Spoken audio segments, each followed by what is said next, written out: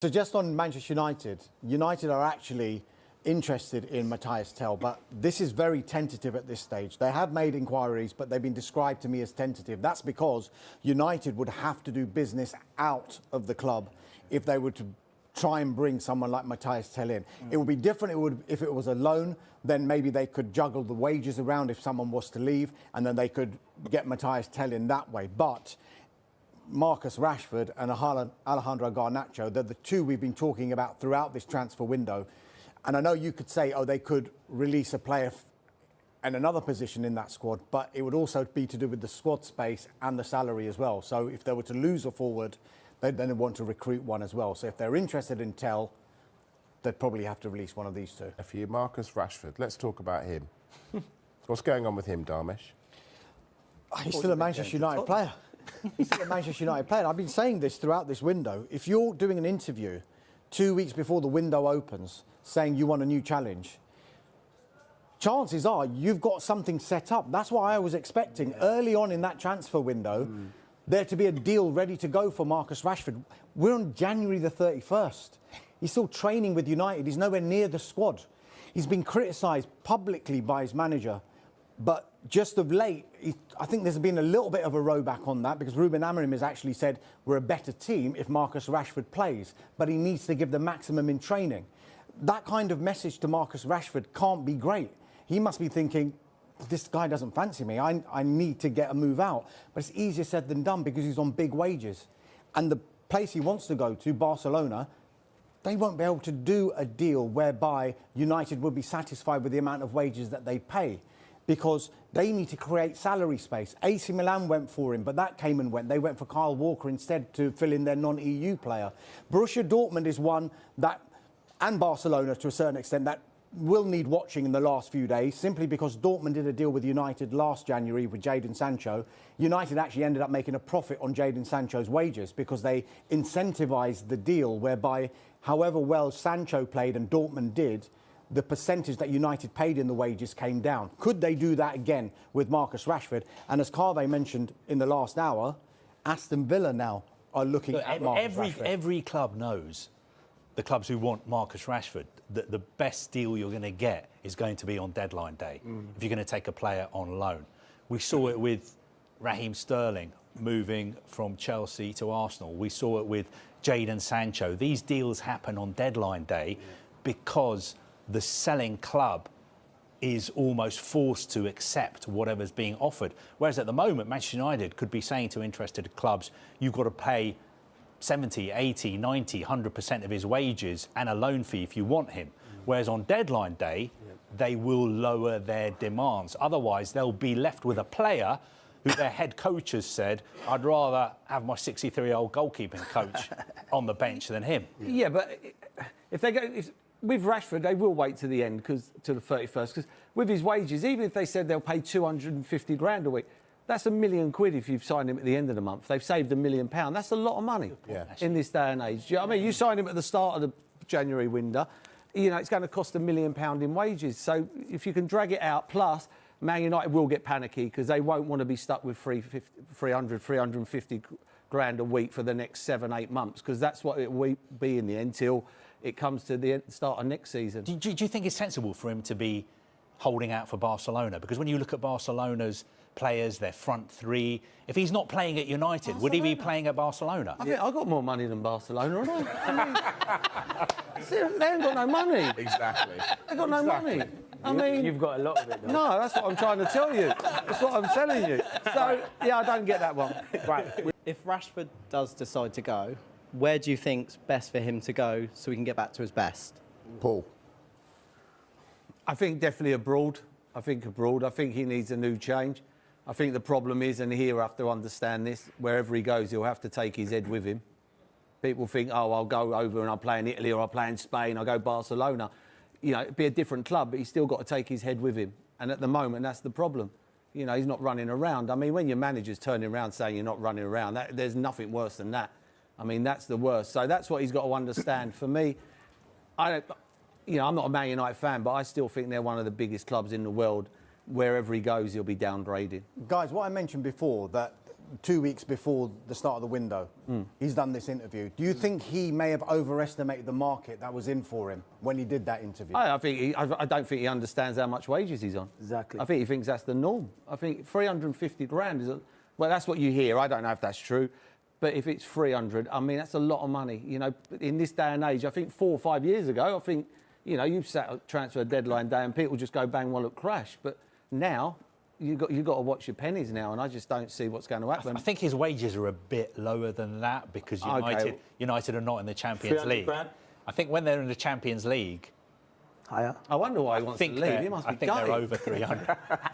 So what do you think, Clinton? Well, with Where Marcus, should he go? Where should he go? Yeah, he should go abroad. Listen, if he stays in the Premier League, I like Marcus Rashford. I always have liked him as a footballer. I don't know.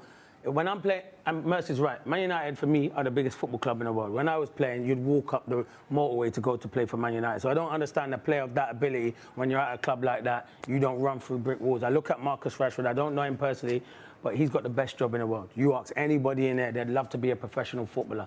Play with a smile on your face and go and enjoy yourself. I want to see the Marcus Rashford that was taking people on, scoring goals when he burst onto the scene. So I think a different challenge. I'm not saying his Man United career is over. I just think he needs a few months, maybe go abroad, get your confidence back, then come back to Man United, can be a different player. But it's hard to come back when your manager says he'd rather put a 61-year-old goalkeeper coach. 63. Whatever. Wow, I was trying to make it a bit cheaper. Yeah, 63, because if my manager said that about me, my head would be rolling off, so I wouldn't like that. What does Amorim, how many does he have to get in to get United challenging for, say, top 4? Wow. 11. I wouldn't say 11, but you'd think 6 or 7. You'd think 6 or 7. I mean, he's, you know, Man United are going to be dipping into what the lad that they're trying to buy from Lecce. That's what they're going to be dipping into, which is a heads or tails. Is it going to work? Is it not? You know, 30, 40 million, 25 million pound players. That's what they're going. And some will be good and they'll get lucky, and some will be well out their depth at Man United and they will flop. But that's the market they're in my opinion. The thing is, they have to hit the bullseye now. They can't afford any more mistakes. But they haven't got the money to hit the bullseye. It's hard to hit the bullseye, isn't it? You know, when you're paying £100 million, you've virtually got a proven footballer. You know, but at the moment, when they're buying people, you know, from Lecce, and no disrespect to the lad, I haven't seen him play, but he plays at Lecce at the moment. You're playing for Lecce, now you're going to go and play for Man United. And a couple of years ago, Lecce signed him for €200,000, which is what, about £160,000. And now, a couple of years later, they're going to sell him for 25 million. This is the problem you have. The problem we have, though, is like Guka is from Coventry. He was under everybody's nose. Yeah. But then he has to go to Sporting Lisbon. It's not the strongest league in the world, Portuguese league, by far. Scores a lorry load of goals. Now he's the most wanted player in the world. He hasn't got any better. But he was just at Coventry, and people go, I'm not buying him, he's at Coventry. You know, Man United couldn't go and buy a Coventry player. The fans would go mad. They'd go, what are we doing? What are we in the market for a Coventry player? I don't know whether you agree as well. You're saying 6 or 7 players. You know, like if a current Liverpool, Man City or Arsenal, for example, if they're going into the market and buying 3 players, they're improving their squad. It's almost like United need 6 or 7 players that are going to go straight into the team, let alone in the squad, right? That's what they need. Yeah, they do. And it's going to be hard, and they have to improve the squad. Man United, you look at it now, and it's a struggle. It's going to be a struggle, but they're going to have to suffer. The fans are going to have to suffer for a few years yet until they get back to their best times. And players like that, as you say, the boy from Lecce, is he going to improve them on the left-hand side? They need to strengthen there. Dalot plays there. He's not comfortable in playing as a wing-back. Dalot, he's better on the other side. And you've got Luke Shaw, who I think is a very good player. Can't get fit at the moment. So you need to sign a left-sided player. Malacia might go on. Their recruitment has not been good enough. And I'll say that with Anthony. You sign a player like Anthony, nowhere near good enough. Man United Football Club, with the wingers that they've had in the past, you might as well have kept Jadon Sancho, because Sancho has proved that he can be successful. He went to Chelsea and is starting to deliver, playing with a smile on his face, playing well. And that's what I think Rashford needs, that move. When you see what Sancho's doing, that's why I think Rashford needs that move. What do you make of Amorim? Yeah, I like him. He's only young, though. He's 38. He's young. You know, being at Sporting, it's a big Portuguese club, but now he's the biggest team in the world. You know, they lose at home to Bournemouth and Brighton, or especially Brighton. It doesn't shock you, but it shocks the whole world. It doesn't shock us, but it shocks the whole world, and he doesn't understand that at the moment. But he will. I hope he gets it right, but only time will tell. Only time will tell. I feel sorry for the lad up front, Højlund. I think he's a young player who I think will be a good player. But to lead the line at Man United at no age is a lot to ask. And when you're a centre forward, you're only as good as the players behind you. And he ain't got much behind him, and that's the problem. I do like Ahmed, though. Ahmed Diallo's been a star. He's the one I look for. I'd build the team around at the moment. Obviously, we know Bruno Fernandes is an exceptional player, but Ahmed's the one for me. He's come in there and he's hit the ground running. But, yeah, they need a lot. They need to do a lot of business. Well, he's still with Lecce, even though we understand the deal's done. If you were Man United, would you be absolutely terrified he's going to get on tonight and break his leg? Yeah. Maybe. Okay. Could have just said a hamstring. Hamstring. Yeah, you know what I mean? Ball the fire or something like that. Yeah, you would be slightly worried. But then I look at Duran the other day when he was on the bench for Aston Villa and he didn't bring him on. So maybe they're just putting him on the bench. Maybe he can, at the end, not to come on the pitch, just say his final goodbyes because everyone knows the deal's close. But you would be worried, Man United. But I don't think Lecce would ruin the deal if they think the deal's going to be close to risk him coming on. So I think it's just leave him put him on the bench, let everyone see he's still on the bench, and basically at the end of the game you can go and do your lap of honour, say goodbye to the fans. So I don't think Man United would be too worried. They're in a relegation battle, aren't they? So if they need him, he's coming on, surely. It depends. He's a fullback, so he's not really making a big difference, is he, to the team, unless they want to keep it nice and tight. If they're struggling and they're losing, if he's more of an attacking player, I'd be worried if they're losing and he has to go and score goals. So I don't think... If you're going to do that, this is what does my head. If you're going to do that, just start him. Just play him then. Forget about Man United. Just play him. He's your player at the moment. Until the deal's done, play him. So there's a reason they're not starting him. And I think the reason is because the deal's nearly done and they don't want to risk anything. So they're just playing clever. Managers do that. Carve does it. Danish does it, don't you? Everything's agreed between the two clubs. But there's clearly some bits to still sort out. Maybe Lecce are just sending a message to Manchester United as well. Oh, he's still our player. He's still travelling with the squad. Sort these issues out, and then he can travel to Manchester. So while you haven't sorted those issues out, he plays for us before he flies. What's your view of the player? If I'm being honest, I've never seen Lecce play in my life, if I'm being honest. Have they ever been live on telly? Probably. Probably, a couple of times. Yeah, I haven't seen him enough. I hear about him. But you know what? I'm always one of them. When someone rips it up or who does well in Italy, I always think if Inter Milan and Juventus and Napoli and AC Milan, if they're not coming for you, and Napoli they've been watching were coming for him. Just Napoli, and they're watching him week in, week out over the last year or so, I just find that strange. I don't know why. I just find it strange. And we've seen it with Højlund. Højlund comes for a lot of money and the big boys didn't go in for him in Italy. And look what's happened. He hasn't scored a lot of goals and they've probably seen that he was probably too young at the time. So that would be my only worry. I think it also... He can't do any worse. It also shows you where Manchester United are at the moment. Because I'm sure all of us remember in the old days under Sir Alex Ferguson, United just used to go out and buy the best, whoever they wanted. Rio Ferdinand, Wayne Rooney. They made sure that they got the very best. Definitely. Now United are shopping at clubs like, no disrespect, Bologna, Atlanta, Lecce. And this guy, Patrick Dorgu, he could turn out to be a great player. But that's what they're working on. But a couple of years ago, Lecce bought him for £150,000. Oh, wow. Wow. You said it's 160. My vets team would have definitely bought him. You know, the exchange rate is... It was euros. Yeah, exactly. Where are United at the moment? How far off are they, do you think? The way it is now with the fair play rule, and you can't just go out and buy everybody in the market that they're in, or buying, really, as I say, heads or tails players that could be a major success or not. A bit like playing fantasy football. You know, you go and get your Haalands and your people like that who get your points, and then you've got to try and get the other players in who are either going to get you a load of points or they won't get you any points. And that's where Man United are. I think it's a long time.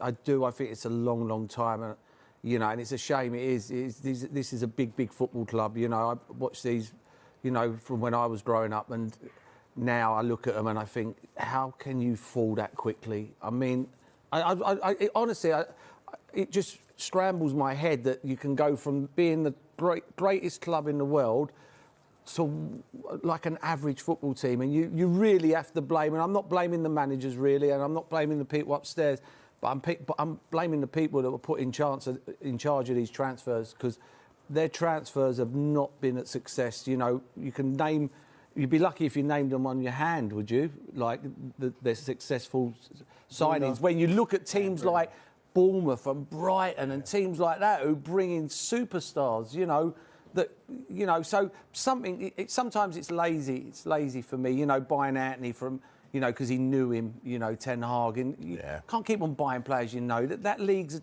different world to our league. You know, when you turn up in this league, when you're a winger, every single game you play in, as a winger, you're playing against an international fullback. An international fullback. You're not doing that in Holland. You know, you're playing against players who are all right. But when you come into the Premier League, every player really who plays in the Premier League as a fullback is an international. And that's the problem we have. And I think it's been lazy and it's been poor transfer. That's maybe why United are changing their approach now, because they've tried to get all this short-term success by throwing money at it, and they've ended up with this mishmash of a squad. Now we're talking about Dorgu. Do we know how good he is? But for some United fans, it's like finally they're looking at someone that we haven't really heard about. He's a young kid. Let's see what he can do. And looking ahead to the summer, they're already planning for the summer. They're looking at Giovanni Kenda, who's supposed to be a generational talent, 17 years old, admittedly. He's played for Sporting Lisbon. Amorim gave him his debut, so he knows exactly what he's about. Same so thing, they'll be picking players he knows. Yeah, it will. And they'll probably bring in the lad from Sporting if they can. And he knows him. And he needs to buy... With Amorim, it's a bit different, because he wants to play a certain way. He wants to play free at the back, and he wants to stick at that. He won't change. So he needs to bring in players that can play that system. So I do understand the lad from Sporting, and I think he'll want players around that understand. I'm going to have to stop you. But Marcus Rashford is available this window. His first choice is to move to Barcelona on loan, but Aston Villa are also interested in signing him. It's well documented, of course, Aston Villa have just sold John Duran. They're looking for more forward options for Unai Emery. Emery is a big fan of Marcus Rashford. Now, I'm not saying the deal is going to happen, but they are one of the clubs who are definitely interested in signing Rashford. And if a move to Barcelona doesn't come off, then I could see him potentially moving to Villa before the deadline on Monday. Good move, that, Clinton? Yeah, I like it. I think Villa need him. You look at, they've got a few injuries in them wide areas, and I think it's a really good sign. Marlon, so they bought him, done Marlon, and he's a good signing. But I think Rashford on that left-hand side, yeah, and I think Unai Emery improves players. I think the job he's done once he's gone to Aston Villa has been fantastic. So for me, that fits. If he doesn't get his move away in Europe or to Barcelona, then Aston Villa suits him down to the ground. What do you think, Paul?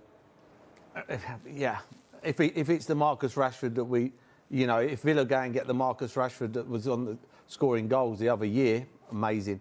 But if they get the Marcus Rashford now, who can't get in front of a 63-year-old goalkeeping coach, and then it ain't you love that, don't you? You love that line. I mean, you know, I'm a big fan of Rashford. Tongue in cheek, mate. Yeah, well, you shouldn't. I mean, if I'm the owner of the club, and my manager's saying that tongue in cheek, I'm thinking, how am I going to get rid of this player? You want to get rid of him, but yeah, I mean, lovely, massive pitch. You know, he can move Rashford. It could be a good move. He'd be playing.